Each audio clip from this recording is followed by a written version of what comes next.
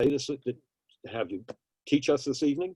And I guess I'll turn it over to you, and let me just ask you by starting it off, if you could tell us what is the Bridge and Road Initiative, and why did you choose to write this book, sir?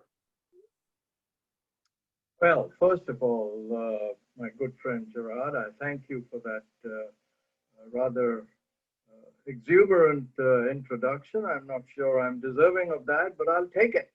And a good friend of mine introduced Dr. Henry Kissinger once by saying, all of you know that Mr. Kissinger, Dr. Kissinger, doesn't need any introduction. But boy, does he love it.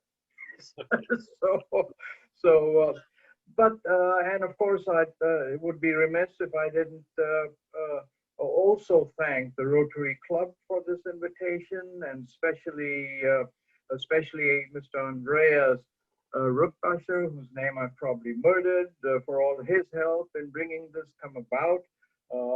I am a great fan of the Rotary Club. I think it's an inspiring and creates successful people. And I particularly like, Andreas, the quote you have of one of my favorite presidents, Teddy Roosevelt, his "in the arena" quote.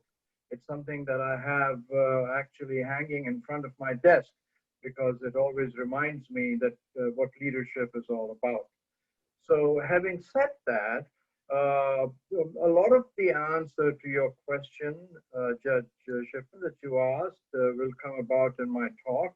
But let me tell you that I believe U.S. policy towards China is not based on realism.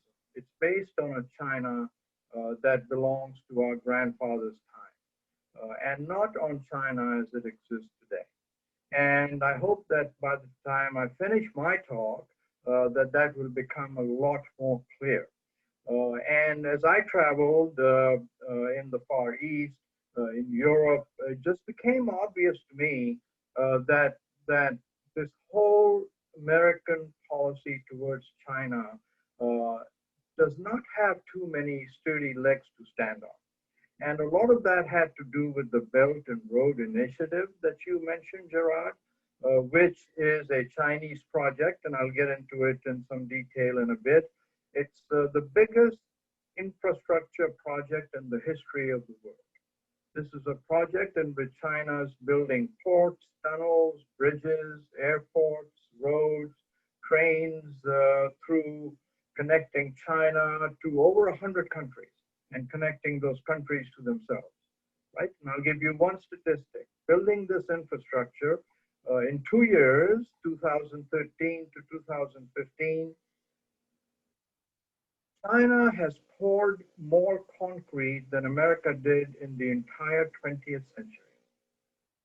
I'll just let that soak in a bit. In 2 years, building this infrastructure in over 100 countries, China has poured more concrete than the US has in the entire 20th century. Now, here's what I'd like to do. I'm going to rattle off. Let me step back a bit. This is how I'd like to do my talk today. I would like to, first of all, ask 10 or 12 questions. And all I need for you to do is make a note and tell me whether you think they're true or false at the end of my question. Okay, so I'll rattle off a bunch of them, and then you just make a note and tell me how many are true, how many are false. That's one. Two, I'd like to take some of the statements I make and dive into them in a little more detail. That's two. Three, I would like to give you my 2 cents worth of what I think the US policy should start thinking about. And then 4, we'll open it up for discussion. And I hope we'll have at least 30 minutes, if not close to it, for discussion, because that's where all the interesting parts of the evening come anyway. So that's kind of the flow of it. I should tell you that there is not, in my mind, going to be too much difference in the way China policy is executed, whether Mr. Trump is re-elected or whether Mr. Biden is elected. Because there seems to be a consensus amongst the China elite, especially in Washington, that China has to be stopped. We need to decouple with China. China is a mortal danger. The United States cannot afford to let China continue growing. This seems to be the consensus. Perhaps if Mr. Biden is elected, it'll be a little more, how shall I say, tea time execution versus a hard eyeball to eyeball execution, but I don't think it's substance it will change. So here we go. Here are my questions. And you just make a note of how many you think are true, how many you think are false. Okay? And I'll go slowly. First one, China is now the largest economy in the world. Right? China is now the largest economy in the world. Number two, China will have lifted almost all of its citizens out of poverty by the middle of the year 2021. China will have lifted almost all its citizens out of poverty by the end of 2021, middle of 2021. Okay. America would most likely lose a war against China in the Indo-Pacific. America would most likely lose a war against China in the Indo-Pacific. Saudi Arabia is China's largest Middle East trading partner. Saudi Arabia is China's largest Middle East trading partner. Wealth equality in China is a serious problem. The next one, China spends more on the environment and sustainability than the rest of the world combined.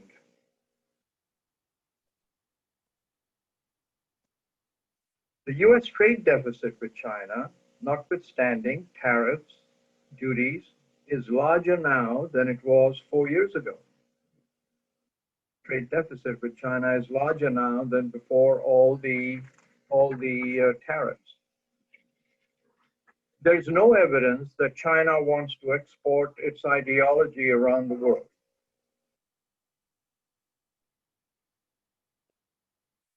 Containment, the US strategy that destroyed the Soviet Union, will not work against China.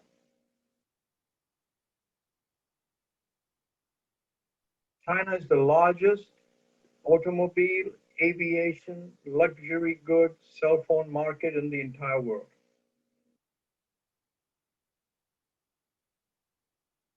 China is a nuclear power with the ability to strike any city in the US. And finally, the US has never faced a competitor that is its equal in economic, industrial, and military strength. So those are the questions. And let me save some time. Every one of the statements I read is true. Every one of the statements I read is true. And now what I'd like to do is I'd like to just dive into some of these and connect them, Gerard, to my book, which was the question you asked when we began. So there are two ways that economists measure a country's wealth. It's generally measured by gross domestic product, but they measure it in two different ways. One is by converting currency, so taking the Chinese GDP and converting it into dollars. But most economists believe that the spending power of the currency is the more accurate way to measure it. It's called purchasing power parity, or PPP. So if you measure it in that way, China is now beyond America in GDP. China's GDP is about $25 trillion, PPP terms. America's about 21 trillion. Let me give you one other statistic that is just 2 days old. It was released by PricewaterhouseCoopers and Deutsche Bank. In the first 7 months of this year, China has created 34 billionaires. The first 7 months of this year. The combined wealth of those billionaires is greater than that of Russia's GDP. which is the 11th largest economy in the world, right? Let that soak in a little bit. My book basically says that China is executing a grand strategy for itself that is based in three parts. The first one is getting rich. The second one is making its coastline impermeable to American military forces. And the third one is to become the most influential country in the world. It's already accomplished the first two and is working on the third using the Belt and Road Initiative, which is what my book is about. And that's why I wanted to write it. You know, in some ways, this reminds me so much of the time when the European single currency, the euro, was coming about. Gerard, you and I used to talk about that at the club, if you remember. And no one was paying any attention to it. I'd go travel through Europe, then I'd come back and people would say, are you crazy? No one's going to have the euro. Germany give up its Deutsche Mark. What kind of nonsense? We seem to be in the same kind of phase here with China. Let me just talk about my statement that China will have moved almost all its people out of poverty by the middle of next year. So in the last 40 years ago, China's poverty index was at around 85%.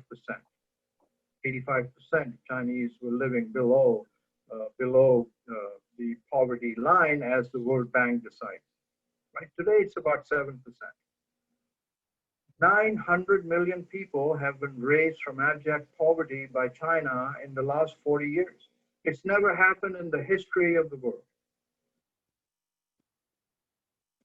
These are kind of numbers that are hard to believe in many ways, right? So I'm looking at some notes, so I just quote the right figures. So the per capita income in China 40 years ago, when they opened up their markets to capitalism, was $308 per capita. People earning $308. Today it is over $7,500. That's how much it's gone up. Now, America's per capita income is 3 or 4 times that. But the point is, China has been at it for 4 years. And when you think about, 40 years. And when you think about the fastest growing billionaire set in China, just remember they opened up to capitalism around 30, 35 years ago. So all of this has happened in that period of time.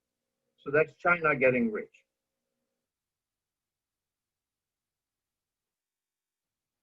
Now about the second part of the grand strategy as I believe it. America projects its power, as most of you know, using its very large nuclear-powered aircraft carrier.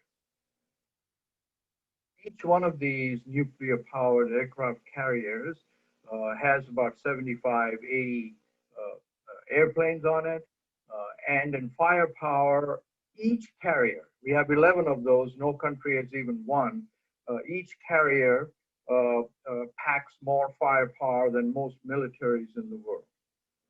So we project this force with the carriers. There are carriers that are permanently stationed there.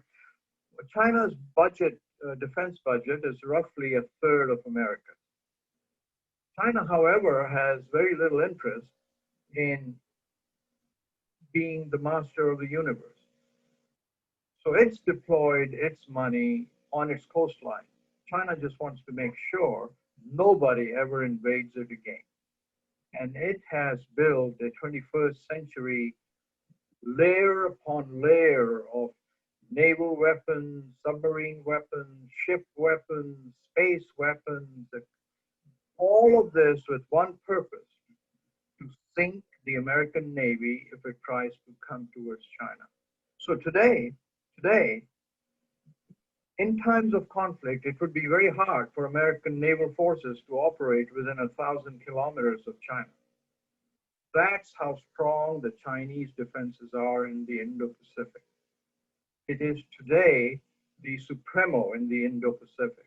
The United States does not have that virtue anymore. The Pentagon is very fond of running games, war games. Like what happens if Taiwan is invaded? What happens if this? Well, you know, virtually every game that's been played in the last year and a half, America loses the war. Let me leave you with an interesting book that you might enjoy reading. There's another interesting book besides mine, so I'll give you the name of that. This is a book called The Kill Chain, Chain, and it's written by Christian Brose, Brose. He was Senator McCain's chief national security advisor. He's written a wonderful book about the situation as far as China and the US is concerned, why that is so. And it's quite readable. You can jump over the pieces where he becomes technical. But if anyone's interested in that, it's about a year old. It's called The Kill Chain. So my point is that at this point now, China is the richest country in the world. It's created a system that would make it virtually impossible for the American Navy to get to within 1,000 kilometers of the Chinese coastline. And by the way, you're reading more and more about this in the last 6 months as all of this starts coming out. And thirdly, China now wants to become the most influential country in the world. And the way in which it is doing it is by this project called the Belt and Road Initiative, for which China has budgeted $1 trillion. Today, there are about 60 trains a week that run between China and Europe. China has taken ports like Piraeus in Greece, which was rusting, and it has made Piraeus into one of the fastest growing ports in the world. It now has a 99-year lease on the port. The Greek government asked China to put in a lot of money, investment, pay fees every month on it. So Piraeus now is one of the great ports of Europe, is fast becoming that. So the Chinese goods come into Piraeus, they go straight up on rail links to Central and Eastern Europe. They can connect into trains that run between Europe and China. One example of what the Belt and Road is all about. The Belt and Road Initiative has taken Chinese infrastructure through Central Asia, into Europe, and now into Africa. So over 100 countries where China is building roads, highways, right? Remember, China became rich by creating infrastructure. Right, there are 25,000 kilometers of high-speed train that run in China. People commute to work on high-speed rail, which is defined as trains running at 275 kilometers per hour and faster. No prizes for someone here guessing how many miles of high-speed rail we have in the United States. Right, 0. Amtrak supposedly will come out with something very soon. So that is what. Now, one other point there, the World Bank and the Asian Development Bank believe that if China is to make all of this infrastructure in Central Asia, Europe, Africa, that just the Asian infrastructure will take $3 trillion a year for 10 years.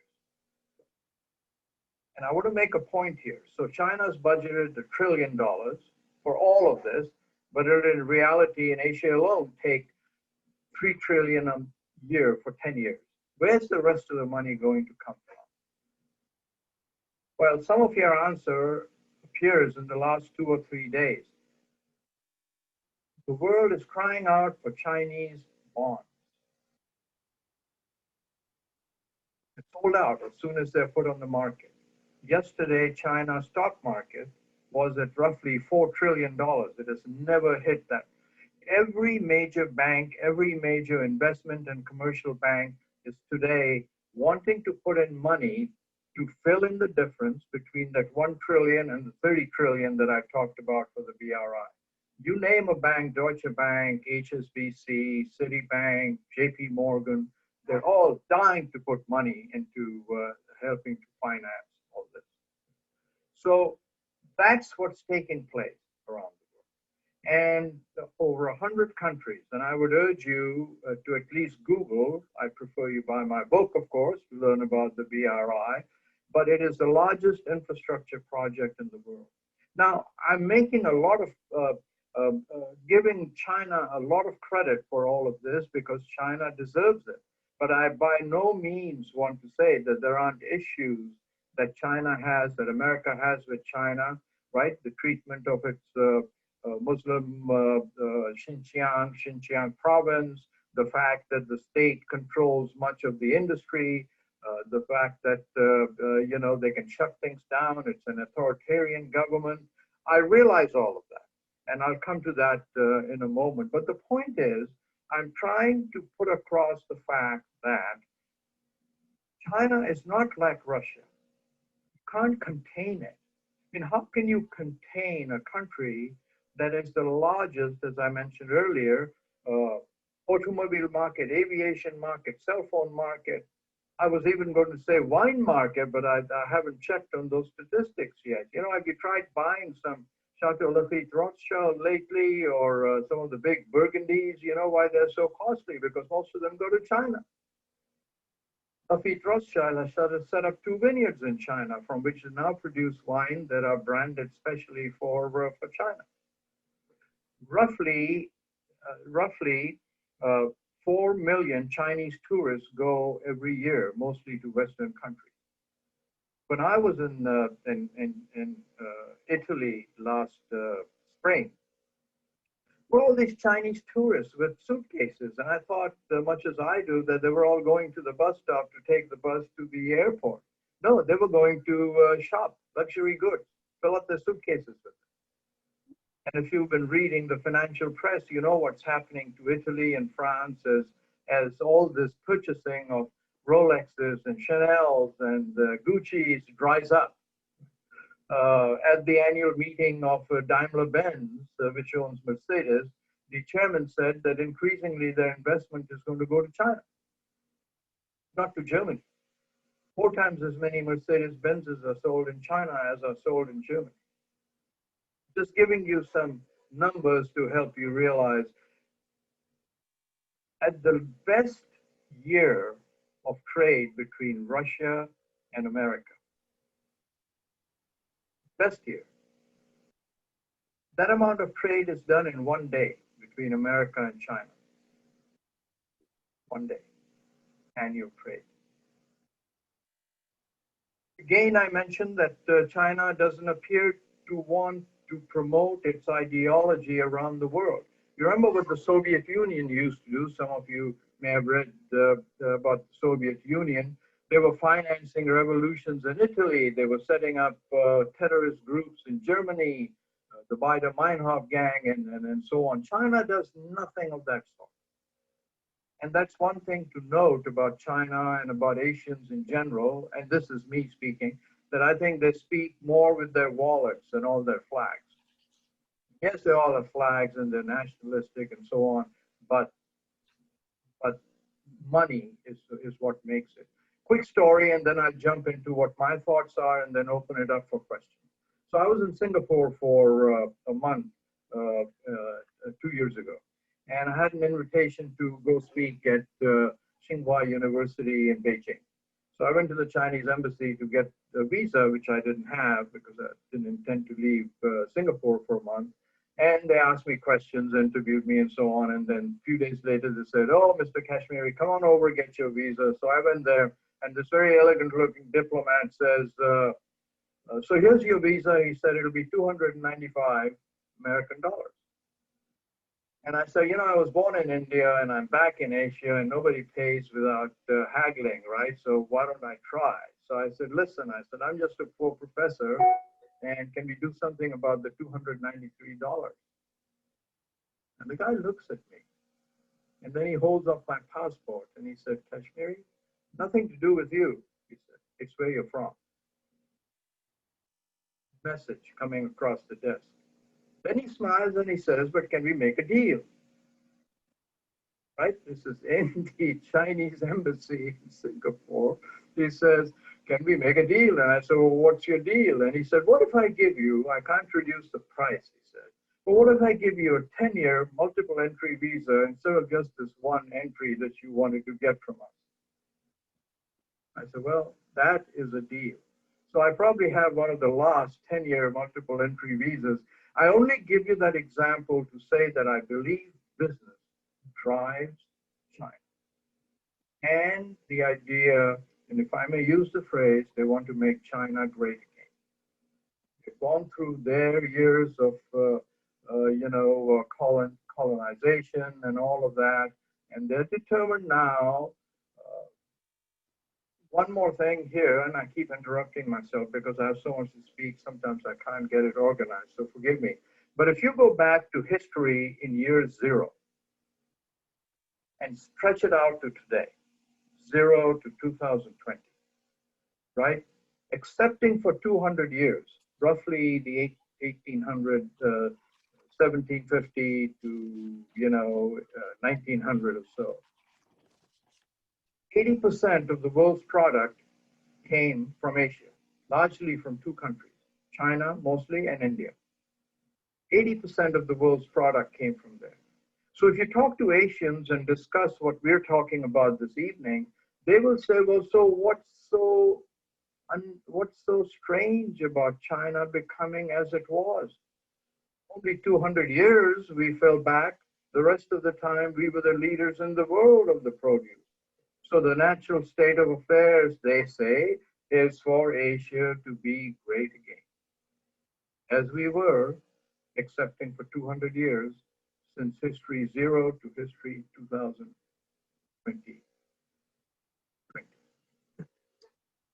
So that just gives you a framework of why I think American policy towards China is not going to work, and in fact is not working. I pointed out the tariffs. Right?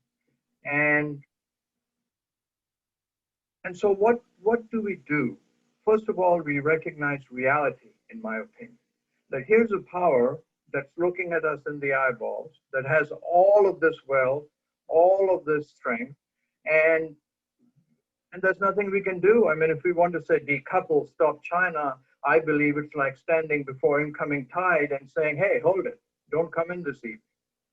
So what do we do? And to me, there's no other option but to deal with them.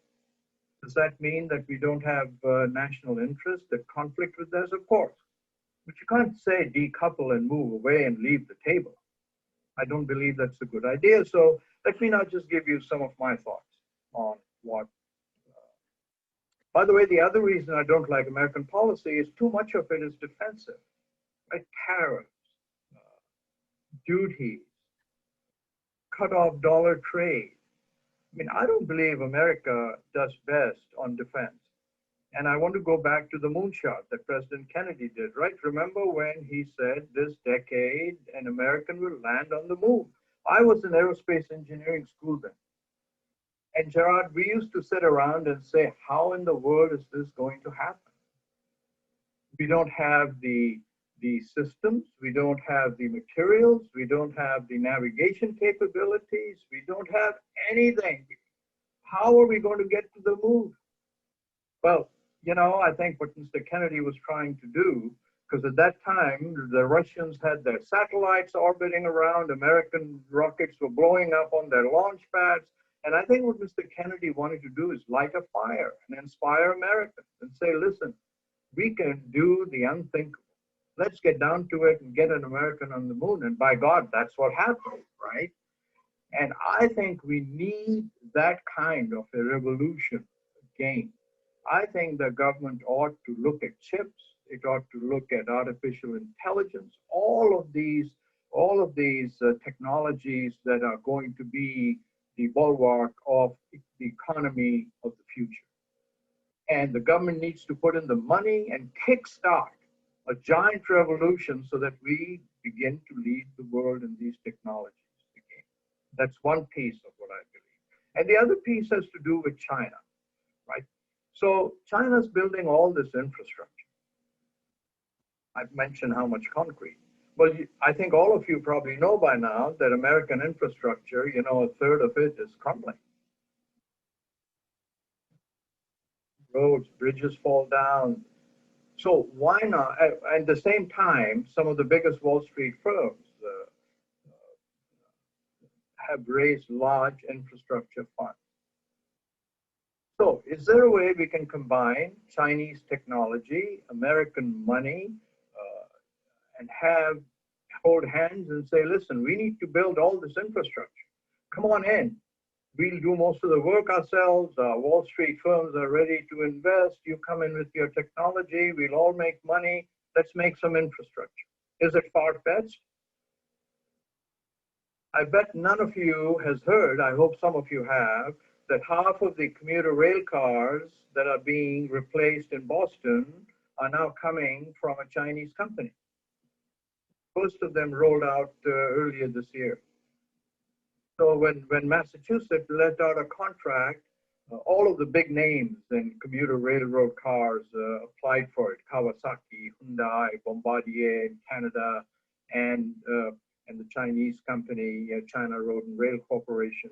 The Chinese won. I talked to the cabinet official of the governor who negotiated the deal, and he said they didn't win it on price alone. They were the only ones of the big worldwide companies that created projects on time. And they offered to rebuild a factory in Springfield, Massachusetts, hired 200 people, sent packages of cars that would be assembled there. And they said, look, you learn all this technology and that you can export cars that are assembled here to other American cities, which, by the way, it's what's happening now. Massachusetts is starting to export cars to Atlanta, Chicago, I believe Los Angeles, right? So we already are working with China, even though it's not highly publicized. And beyond that, there are hundreds of Chinese and American scientists that are working on a vaccine for COVID together. Just a few months ago, a Shanghai real estate billionaire gave Harvard a $100 million grant to better technologies to deal with COVID. So it's not that we're not working with China or are not able to work with China. I think we need to have a major push to do that. Another area where we can cooperate, the American military is really good at helping in epidemics and in storms. So some years ago in the Ebola epidemic, the 82nd Airborne actually flew in an entire hospital into Africa, set up tents and so on.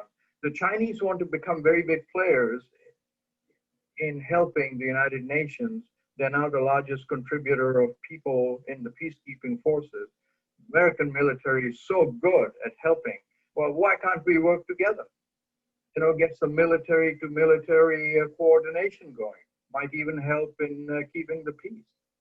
So I just throw these things out to tell you that it's not beyond the realm of possibility. And once again, I will say that this idea that we're going to stop China, we're going to decouple with them, we are going to make them bow down and regret the day that they ever took on American business, it's all hooey, it's dreamwork, ain't gonna happen. And let me end, before we discuss, by saying the Chinese word for crisis has two characters in it. One spells danger, the other spells opportunity. And I believe that's what we ought to keep in mind as we come out of this election, no matter whoever wins, because there ain't any other way to deal with China. So with that kind of a pompous statement, Gerard, I will now stop and I'll open it up for questions, and please go ahead. Okay, thank you. Okay, Sarwar, let me ask this question. Would it be possible for you, Andreas, can I be heard? Yes, I can hear you. Thank you. Sarwar, would it be possible for you to explain to our audience the significance of the Straits of Malacca to China and why China is so defensive about its coast? And then from there, use that as an entry point to discuss what China has been able to do in Sri Lanka, building a port for them, and I think doing the same thing in Kenya, and whether or not that this can be viewed whether China is using debt as a way to grab resources around the world. Sure. Uh, Let me start with the second piece first, if I may. There is this totally incorrect, non-factual idea that China has created a debt trap for poor countries, developing countries, that it lends so much money that they can't pay it back. And that gets them into trouble. Chinese come in and take over all the real estate. Let me tell you, it is patently untrue. There is not one single example of China taking over assets. The premier example of this, Gerard, is the one that you made, the Hambantota port in Sri Lanka, where the Chinese came in, lent all this money and so on. Well, the then Prime Minister of Sri Lanka, all of this money was going into his province. This port is in his province. This guy is a practicing lawyer. He wrote many of these contracts. It is inconceivable that with that kind of sophistication, that they would borrow money that they couldn't pay back. They borrowed money.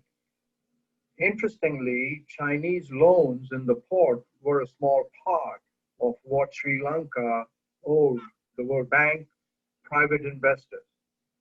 So they made a deal with China. They said, look, we need money to pay our loan. And this was not payback to China. They actually owed very little in comparison to China. They sold the port to them on a 99-year lease under very strict contracts. I've looked at the contracts that required China to put in hundreds of millions of dollars into bettering the port and marketing it, right? And I would leave you with a reference.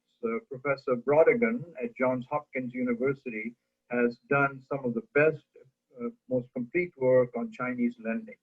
And I would urge you to take a look at what she says. And my words that there's not a single example of China lending more money, taking over assets, comes from her center of Africa and China lending. So that was one part of it. The second part of your question, Gerard, is China, you know, for 200 years was colonized. Not for 200 years, for about 100 years was colonized, right? The Brits were importing tea from China. China didn't want anything. So the thing that the Brits decided Chinese ought to buy is opium. So they fought the Opium Wars. They made Chinese into addicts of opium. China was then colonized. Treaty ports were set up. So China remembers all that, and it says this ain't ever gonna happen again. At that time, China was geared to fighting Central Asian armies, not coming in from the sea. It had lost out on gunboats and, you know, the Industrial Revolution, defensive technologies. And it said, we are not ever going to be in that position again. We don't want to run the world. We don't want to become the strongest power in the world, but by God, you're not going to come here. And knowing that the aircraft carrier in the US Navy, that's where they decided to put in their money. Sorry, this took a little longer to answer, but I wanted to complete the loop. Thank you. Before we go on, I just want to acknowledge a few of our guests. One of our newest members, Mr. Olaf Schmuser, who is the head of Commerzbank here in New York, the United States. He's now located here. Mary Shackleton, our district governor, and Dr. Joseph Klee, who, wow, he was an assistant to the Secretary General at the United Nations. He's now working with the Holy See at the UN, a very close, very, very close friend and a longtime friend of Rotary Club of New York, and we're glad to see you, Joseph. Thank you here, and Mary. Well, you should have warned me. I'd have double checked all my figures. One of the questions we have, Professor Kashmeri, I'm a Colombian Rotarian. I'd like to know your interpretation of the dangerous relationship between the dictatorship of Nicolas Maduro and the loans for more than $62 billion that Venezuela has received from the China Development Bank in the last decade. Well, Africa is being developed by China as the next factory of the world.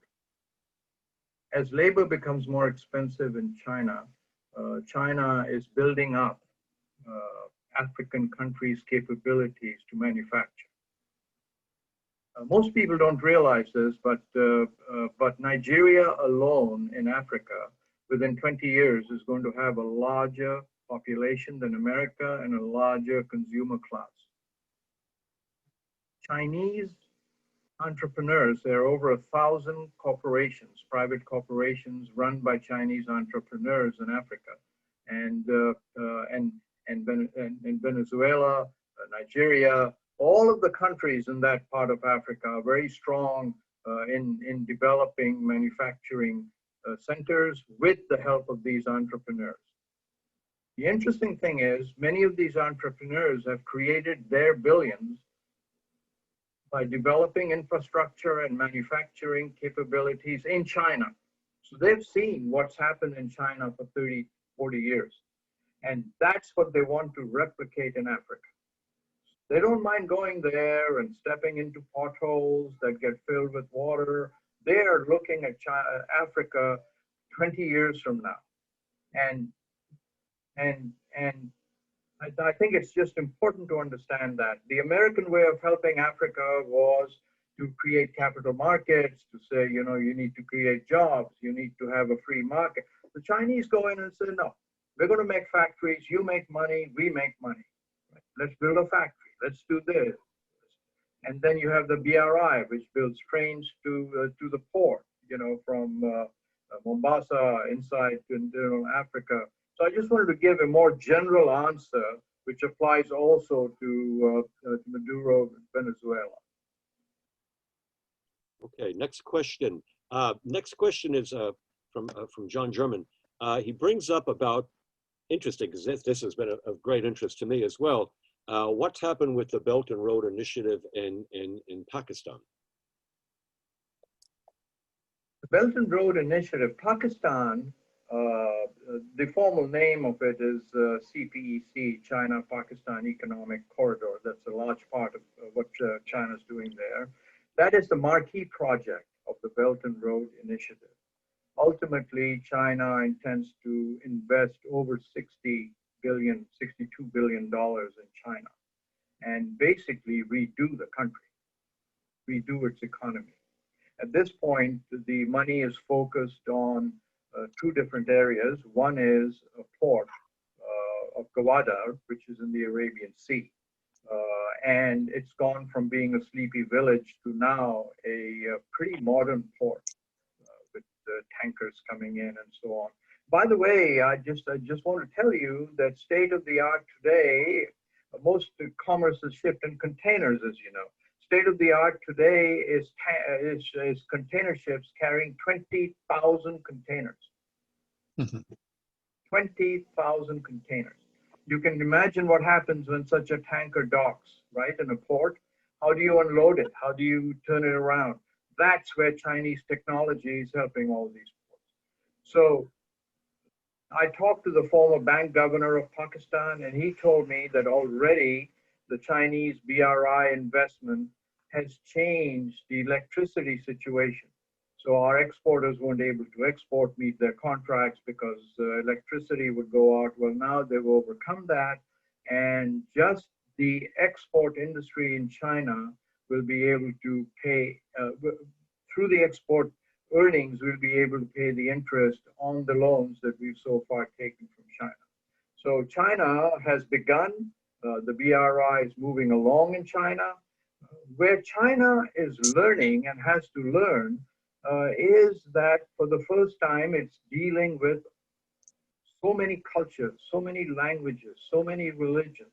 It's not used to doing that. Right? So people that are being ill-treated in Xinjiang, the Muslim population, for much of Central Asia, all of Pakistan is Muslim. So there have been incidents now of Chinese being taken hostage.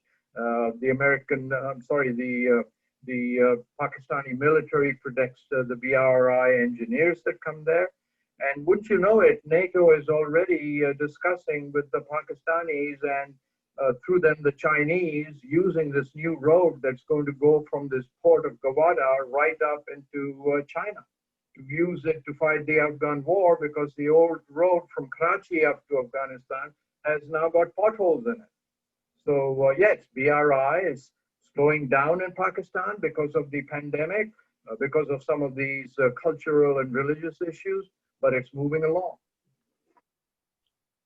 Perfect segue, I think, into the next question.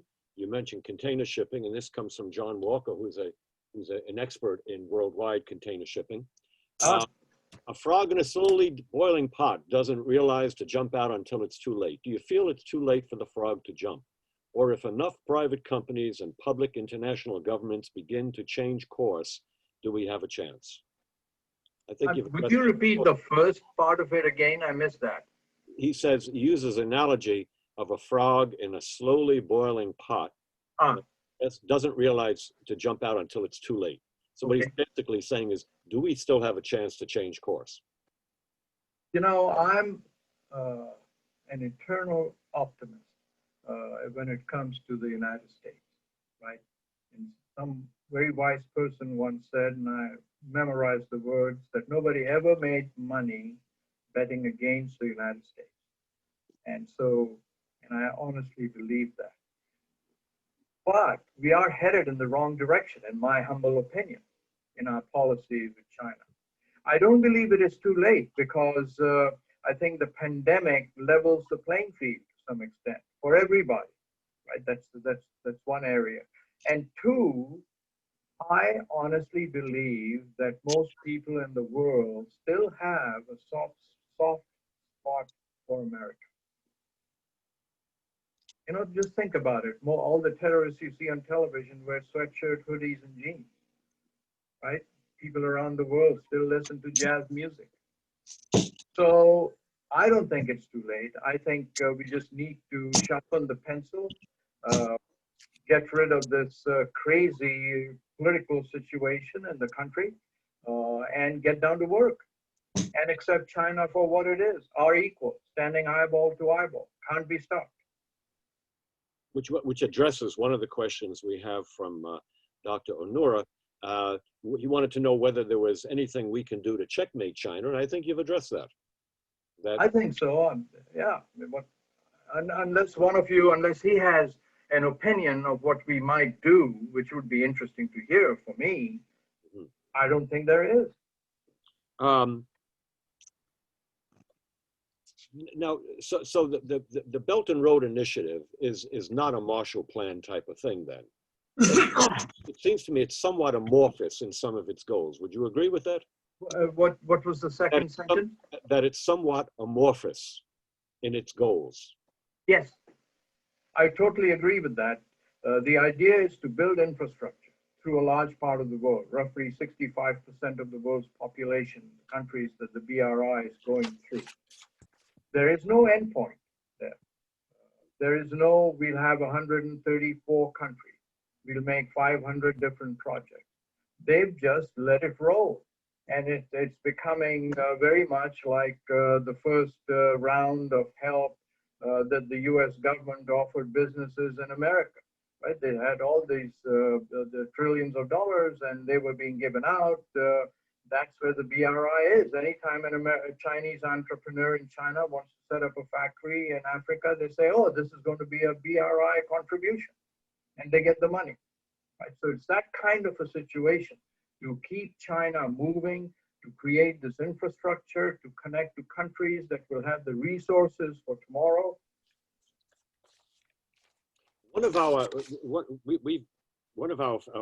previous guests, Gordon Chang, who also has written, as you know, we've had him as a guest at the club and discussed, the future with China, is predicting that the issue with China that it has to deal with is that it's facing an economic collapse with its banking system, that it's overextended its debt. And I guess we can view the BRI as a way of China using its resources to deal with its employment problems in China itself, correct?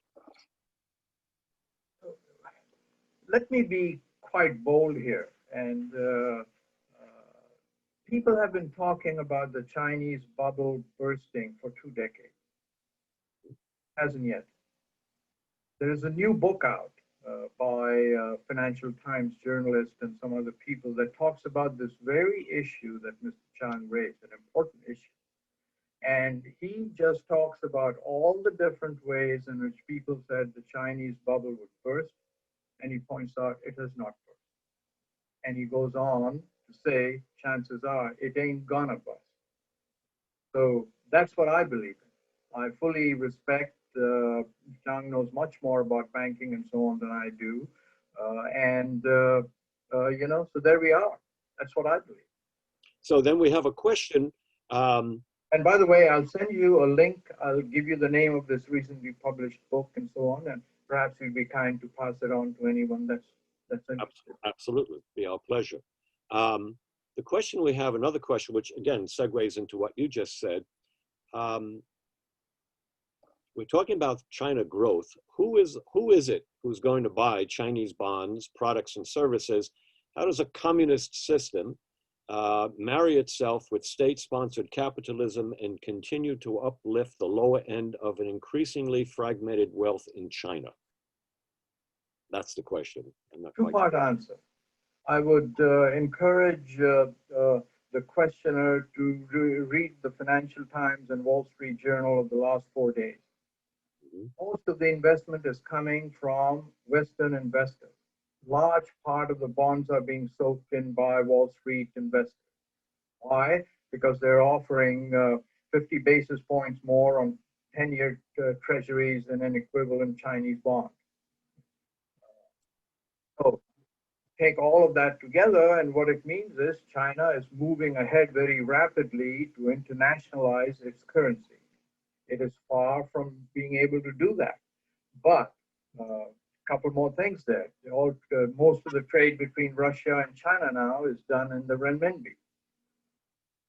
China has just signed a 20-year, I believe it's 20-year deal with Iran to invest almost $80 billion in Iran over that time. Much of that trade will begin happening in renminbi. So this idea of the Chinese stock market, the Chinese bond market, and by the way, a large part of their investment vehicles are now traded in the Middle East. Israel is buying a lot of these things. The ports in Israel are being, revamped under the Belt and Road Initiative. So that's the story there, as far as the investment is concerned. Well, then I guess to wrap up your presentation this evening, I think you quite correctly point out in your book, China's Grand Strategy, that the United States does not have a grand strategy. The West does not have a grand strategy. In fact, the United States finds it very difficult planning any kind of a strategy that goes beyond the next election. So, and these are your words. So the issue is, what are we to do as a nation? What kind of, obviously there's a need for some kind of strategy to deal with China's Belt and Road Initiative. If we accept that there's not going to be a checkmate, and I think you've made a cogent argument why there isn't going to be one, then the only other application, the only other possibility would seem to be one of accommodating ourselves, cooperating with the system, and perhaps adopting some of its own ideas for ourselves. What are your thoughts on that? I think you're very close to what my thinking is. I believe that the United States needs to take a competitive but aggressively cooperative posture with China. America has its national interests, very clear national interests, and we need to make sure that those national interests are preserved. But we can't do that, I believe, by walking away, as we did with the Trans-Pacific Partnership a couple of years ago, right? Where we said, no, we're just going to walk away from it. Don't let China into it. So I think what we need to do is be very aggressive in offering a hand to China. but making sure that where our national interests are concerned, or national interests, that we continue working to resolve those issues. We did it with the Soviet Union, right? I mean, there it was simple because it was existential. That they wanted to wipe us out, we wanted to wipe them out. Thank God we won. But with China, it's not. They don't want to export their ideology, is my belief, and most people that I've talked to, they don't want to run the world. So, especially given the pandemic, which I really do believe is leveling the playing field, there have got to be ways that we can work with China. So we need to engage. We need to step back when it's not in our national interest, but we need to be aggressive in removing this hostile attitude towards China. That's my feeling, and I'm certainly hopeful that that will happen. And again, America isn't disappearing. I mean, I hope everyone that's listening agrees. We've got huge markets. We've got the broadest, deepest markets in the world, right? We've got the enormous universities. We have this inventive capability. But here we are. It's no longer a communist country, right? It's a mixture of socialism and raw capitalism that we haven't seen. I don't know what the name for it is, and I don't think the Chinese know about it either, and therefore they call it socialism with Chinese characteristics. Well, Sarwar, thank you so much for enlightening all of us to what can only be considered to be one of the most pressing issues we as a people in the West must face. Well, actually, everyone everywhere must face this. And we cannot ignore it. It's not going to go away. Andreas, do you have the certificate for us? Andreas, can you hear me? I don't know what happened to you. It's right there. Oh, okay. Thank you. Okay, Sarwar, it's my honor and my privilege as president of the Rotary Club of New York this year to bestow upon you honorary membership in our club. Grateful appreciation for your presentation, enlightening us this evening, and to advise you that as an honorary member now of the Rotary Club of New York, you have access to the Rotary clubs all over the world. We are the largest volunteer service organization in the world, have a presence everywhere, and wherever you go, you will be treated as a brother. You are, in fact, our brother, and I thank you so much for your great contribution to us this evening. Well, you're very kind, both of you, Andreas and Jad, to give me this great honor. I'm not sure I'm deserving on it, but I really thank you for this opportunity, and I hope I'll have the opportunity to meet a lot of you in person soon. So do we, and as you noticed, Andreas put the bow tie instead of only in your honor. We're wearing bow ties tonight. So this is right. I mean, well, look at that, huh? The 3 bow ties. When did we last see that? I don't think we ever have. So I will tell you, when he goes to the beach swimming, he wears a bow tie.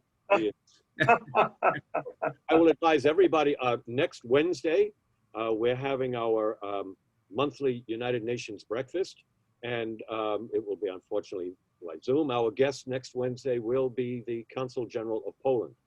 Wow. I spoke with someone from Warsaw about 3 hours ago, and they're having a very great surge in coronavirus in Warsaw as we speak, which is not good news for anyone. This is the 40th anniversary of the Solidarity Uprising in Poland, and we're going to take time out to celebrate the whole We the People movement, which spelled the end of communism in Eastern Europe. Wow. With that, I thank all of you. I'm sorry. A quick point. If you ever have the inclination, the Chinese Consul General in New York is an excellent speaker. If you ever care to invite. I will definitely tap into that. Absolutely. Thank you, Sarwar. We will do that. Pleasure. Our pleasure. Thank you again for being with us. Thank you again, everyone. Stay well, be healthy, and in the name of Rotary, I bid you all a good evening. My brothers and sisters. Thank you so much. Bye-bye. Bye, everyone. Bye. We must talk.